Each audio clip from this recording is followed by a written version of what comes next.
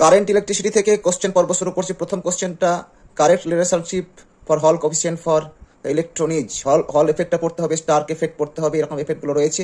R H equal to minus J H by B J suffix x, current density J suffix x is to electric field B magnetic field.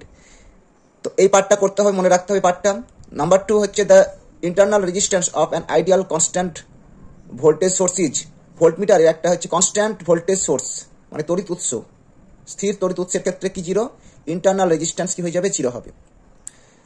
Next question 3 number, J equals to sigma into E electric field, যেটা হচ্ছে current density.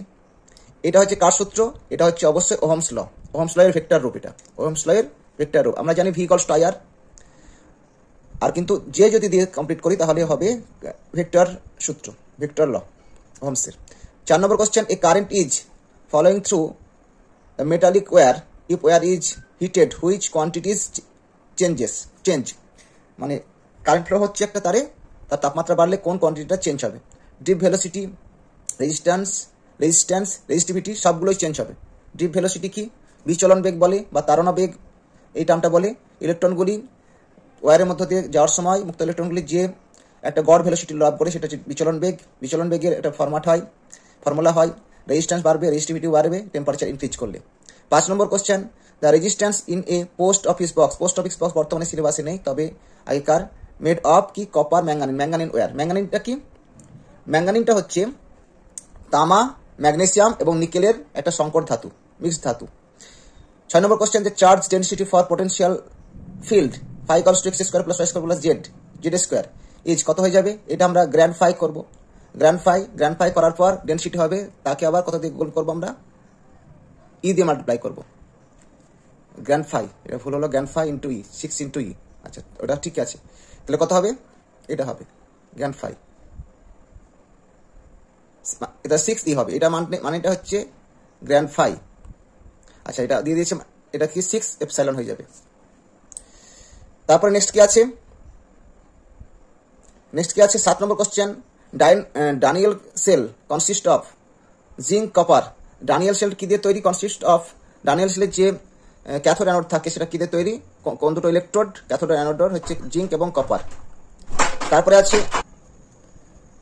তারপরে পার্টটা আছে কি 8 নম্বর question, Leclanche cell and Daniell cell are example of both. Example কিসের, Leclanche cell এবং Daniell cell, সেটা কি ওয়েট সেল, ভেজা সেল আর কি, মানে যেখানে তোমার হচ্ছে কি বলবো পরিবাহী রূপে, মানে ভেতরে তড়িৎ বিশ্লেষক পদার্থ রূপে, অর্থাৎ বিশ্লেষক রূপে লিকুইড থাকবে। তো এটা হচ্ছে 8 নম্বর। তারপর 9 নম্বর কোশ্চেনটা কি আছে, the negative electrode in lead acid battery is. Negative electron lead acid ব্যাটারিটাতে কি আছে, লেড আছে, অবশ্যই লেড অ্যাসিড, এক্ষেত্রে লেড মানে সিসা রয়েছে। আমাদের যে সঞ্চয় কোষগুলো হয়ে যায় সেটা হচ্ছে সেকেন্ডারি কোষ। আর যেগুলো পেন্সিল ব্যাটারি একবার যেমন রিমোট, যেখানে একবার ব্যবহার করার পর ফেলে দিতে হয়, সেটা হবে প্রাইমারি সেল, প্রাথমিক কোষ। আর যেমন চার্জেবল হয়, চার্জ দেওয়া হয়, ফোনের কোষ আর কি, ব্যাটারি হচ্ছে চার্জ করা যায়, তাই সেকেন্ডারি কোষ হবে, গৌণ কোষ হবে। 10 নম্বর question, the cell reaction of a secondary battery is. The cell রিয়াকশনটা হবে রিভার্সিবল, কারণ চার্জ ফুরিয়ে গেলে আবার কি করা যাবে, আমাদের সেটা চার্জেবল করা যাবে, রিভার্সিবল হবে অবশ্যই। E naught value of a half cell are given below.